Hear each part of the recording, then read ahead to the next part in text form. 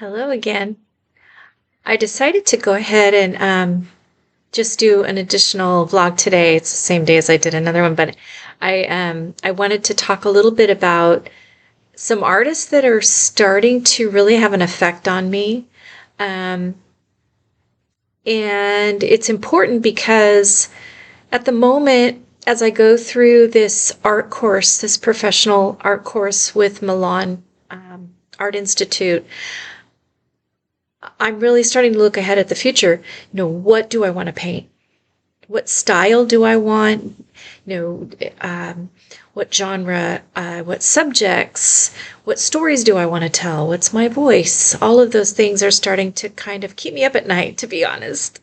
Um, so I thought I'd share the artists that I'm looking at because I think that by my sharing that, it helps me to make it real, make it more of a real adventure, a real exploration. But also, maybe you're trying to do the same thing. Maybe, maybe it'll spark something in you to see some of the artists I'm looking at. I don't know that maybe you're on a completely different path from me as far as your style, your interest, and so on. But it might kickstart something for you because that's how all this happens for me. I watch other people's videos, vlogs, demos. I've been watching a lot of videos that different galleries have put out, autobiographies about artists.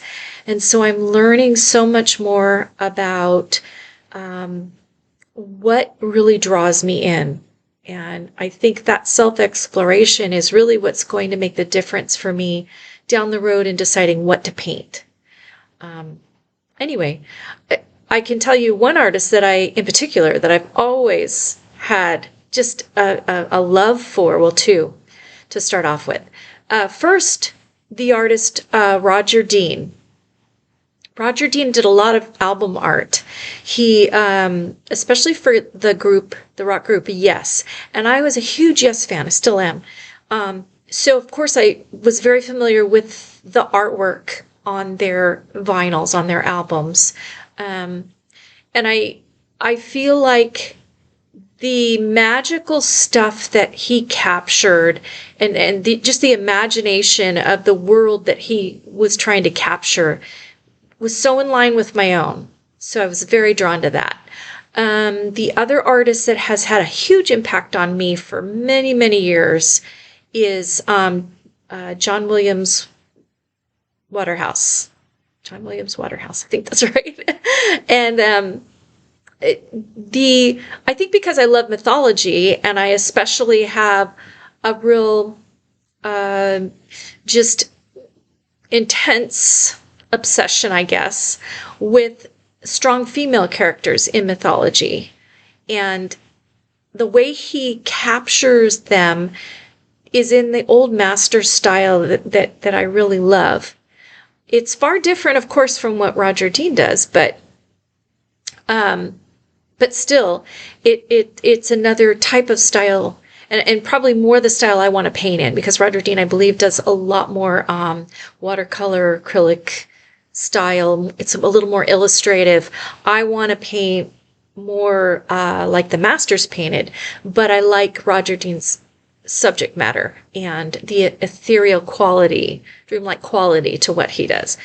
The same with Waterhouse. It's got symbolism. It's got so much depth in it as far as story and character.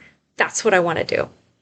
But recently, I've seemed to be drawn by magic realism, and I knew what I liked, but I didn't know there was a term for it. Now I have a term for it, magic realism. I've always enjoyed surrealism. I've always enjoyed anthropomorphic art, which depicts animals with clothes on, or animals having tea together, or whatever. I've always had a thing about that. It's amusing to me, but it's also where my imagination tends to go, is in the weird, absurd types of things. So magic realism kind of captures some of that. It's a little bit of all of it.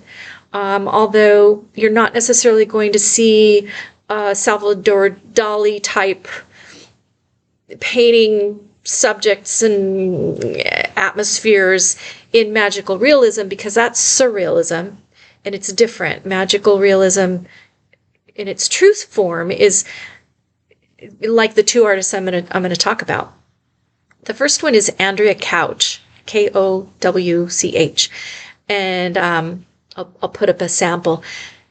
What I love about the Kowch's art is the realism that she captures and the strangeness of it. It's almost like, to me, what my dreams are like.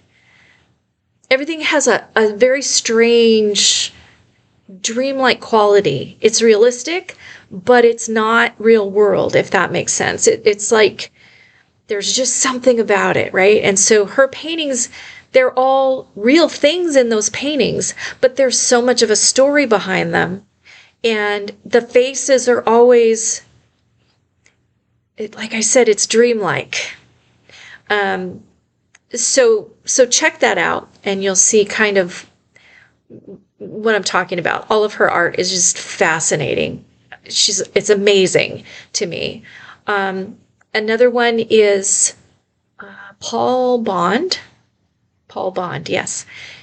And with Paul Bond, it's although it leans a little more toward the illustrative Roger Dean style, it still has that dreamlike ethereal quality that I like.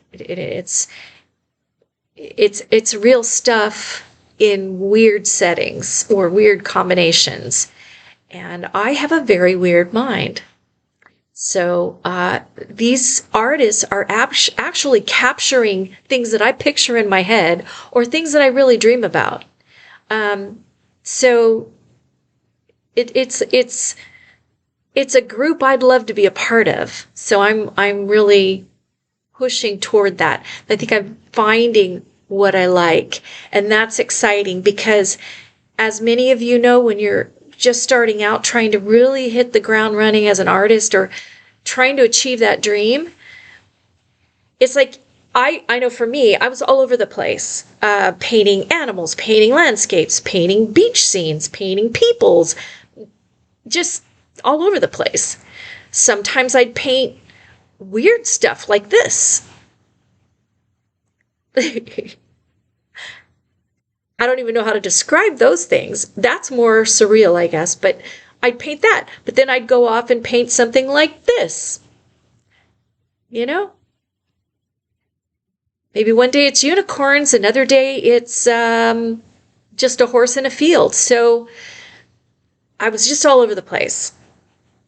And now I feel like I'm starting to hone in on what I really like. And that style can encompass so many things that I enjoy painting, but it gives it's almost like a cohesive wrap for me so that I feel like I know where I'm going now.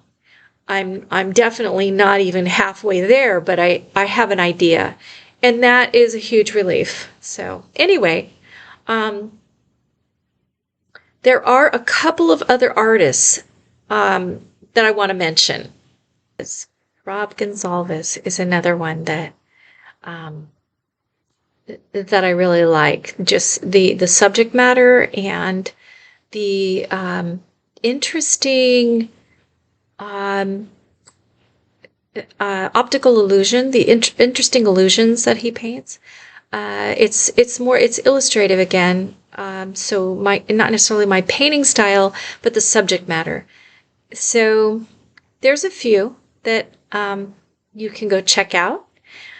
And in this journey of trying to discover who I am as an artist, who I'm developing to be, what I want to paint, I also am trying to consider, what do people like to see? And what would I like in my own home? Well, what I want in my own home isn't necessarily what I want to paint. I would love to have a home that could honor huge paintings by Waterhouse, but that style doesn't go with my current desert mid-century modern home. But if I were to have a home that would honor that kind of painting, then that's what I would paint. So I guess in a way it doesn't really matter. I paint what I want, and maybe somebody will someday want it in their home. That's kind of how it works, I think. And I need to paint what I'm inspired to paint. So that's my plan. Anyway, so check out these artists, see what you think, and comment below if there's a favorite artist that you have, and let me know what type of genre, style, what your voice, you feel your voice is, or what what attracts you. What are you drawn to look at? What would you hang in your house? Let me know. Anyway, thanks for joining me today again, and I look forward to seeing you again. Thank you. Bye.